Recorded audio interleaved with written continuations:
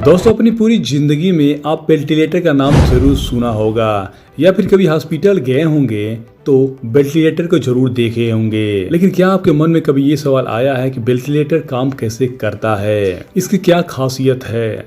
आइए आज के इस वीडियो में हम वेंटिलेटर के बारे में आसानी से समझते हैं। वेंटिलेटर हॉस्पिटल से संबंधित है। आखिर ये चीज क्या है जो मेडिकल के क्षेत्र में आजकल के समय में सबसे ज्यादा इम्पोर्टेंट बताया जाता है, जिसे लाइफ सपोर्टिव डिवाइस भी कह सकते हैं।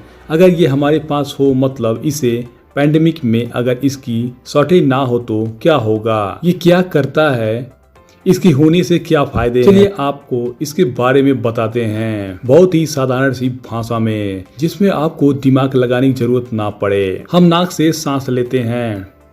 यह एयर है जो कि हम नाक से लेते हैं, वह विंड पाइप से होते हुए दो भागों में बढ़ जाता है, जो कि फेफड़ा होता है।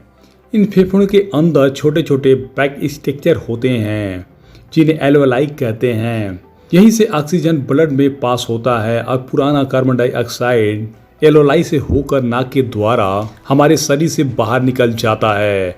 लेकिन कुछ कंडीशन में ऐसा होता है कि जब व्यक्ति के कुछ खास प्रकार के फेफड़ों की बीमारियां जैसे चीज़ों में उसे सांस लेने में मैकेनिकल मशीन की आवश्यकता होती है, और उसी मैकेनिकल मशीन को जो व्यक्ति को सांस लेने में मदद कर सकता है उसी को वेंटिलेटर कहते हैं। जैसे इसका नाम है वेंटिलेटर, मतलब वेंटिलेशन करने वाला।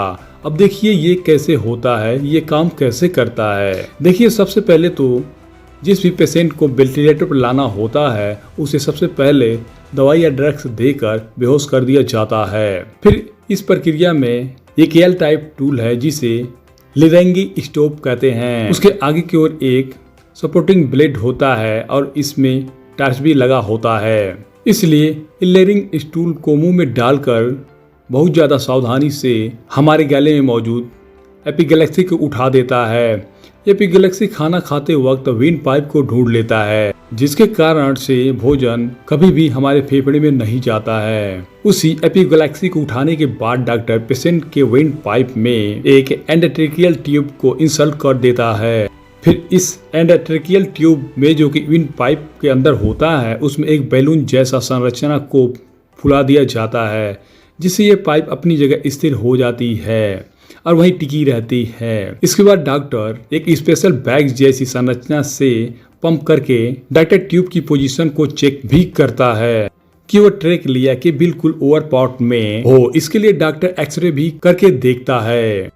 एक बार ये सारा प्रोसेस हो जाता है, उसके बाद डॉक्टर इसे एंडोट्रेकियल ट्यूब में एक मैकेनिकल वेंटिलेटर या एक स्पेशल डिजाइन मैकेनिकल पंप है जो कि पिछड़े ऑक्सीजन को प्रोवाइड करने में मदद करता है और शरीर के अंदर से कार्बन डाइऑक्साइड निकालने में भी मदद करता है। यह व्यक्ति को सांस लेने में मदद करता है। इस प्रकार से व्यक्ति तब तक वेंटिलेटर पर रहता है जब तक वो खुद को अपने आप से सांस लेना चालू न कर दे और सांस लेने में पूरा सक्षम न हो जाए। और इस प्रकार ऑक्सीजन और कार्बन डाइऑक्साइड को भी डॉक्टर चेक करता रहता है। तो है ना बिल्कुल साधारण सी बात। तो आशा करता हूँ कि वेंटिलेटर की जानकारी आपको पूरी तरह से समझ में आ गई होगी। वीडियो अच्छा लगे तो हमें लाइक और सब्सक्राइब जरूर करें।